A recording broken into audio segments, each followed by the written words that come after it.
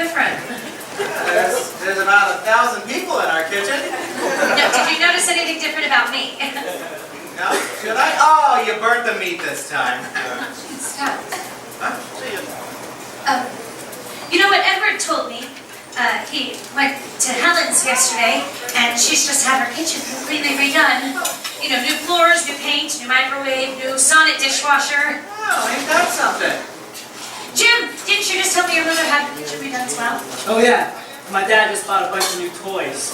Big screen TV, CD players, VCR with 4 heads. Ooh, 4 whole heads. Oh, God, could you imagine what it's like being that rich? They keep everything pretty much locked up. My dad's so cheap he won't even help me get a car. Oh, speaking of finances, I hear you're not charging the neighbors for gardening, Edward.